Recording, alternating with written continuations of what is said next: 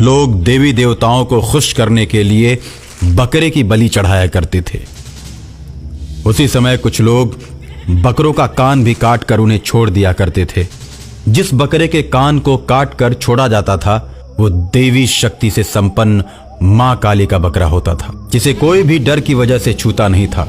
और बकरा चाहे जहां कहीं भी हो, लोग उसे मारते नहीं थे, लेकिन कुछ बकरों की लोग बलि चढ़ा देते थे और उसके मांस को प्रसाद के रूप में खाते थे। बहुत से लोगों ने मिलकर एक बकरे की बलि चढ़ाई। अभी बकरे की आयु पूरी नहीं हुई थी। आयु से पहले मरने के चलते बकरा भूत बन गया और एक बड़े से बकरे में उसकी आत्मा प्रवेश कर गई। अब वो एक भूतिया बकरा बन गया।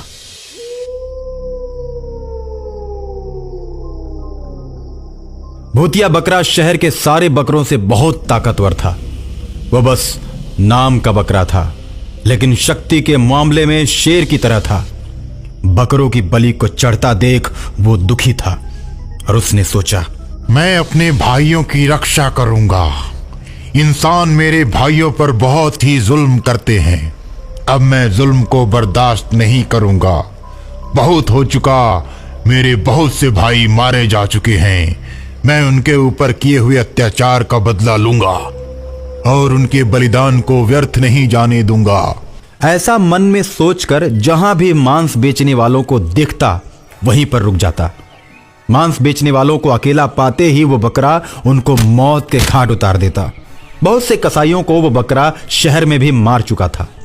शहर में बकरे की चर्चा होने लगी कि बकरा शेर की तरह जिधर से भी गुजरता है। लोग डर की वजह से भागने लगते हैं। एक दिन वो बकरा एक मंदिर के पास गया।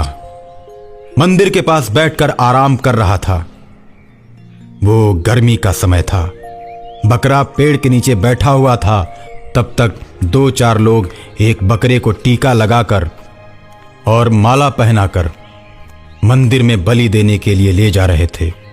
जब खूनी बकरे ने यह सब देखा तो क्रोध की वजह से उसकी आंखें लाल हो गईं और बलि देने वाले इंसानों को मारकर मौत के घाट उतार दिया।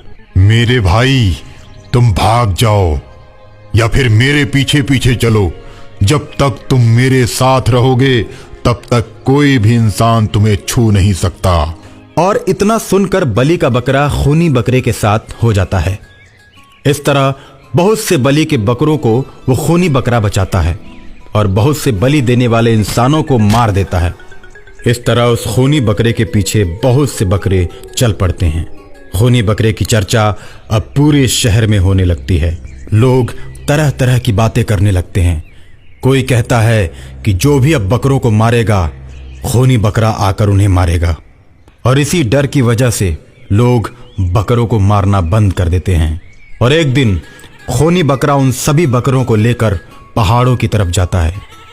सभी बकरे रास्ते में जाते समय हरी हरी घासों को चरते जाते हैं और इंसानों से दूर पहाड़ों पर जाकर बस जाते हैं, जहां वे भर पेट घास चरते हैं और नदी में उतरकर पानी पीते हैं।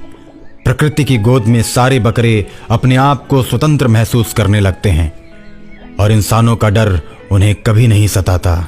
सारे बकरे उस पहाड़ों की वादियों के बीच, उस हरियाली के बीच खुशी और आनंद से जीवन जीने लगते हैं और अंततः उस खूनी बकरे को अपना राजा घोषित कर देते हैं।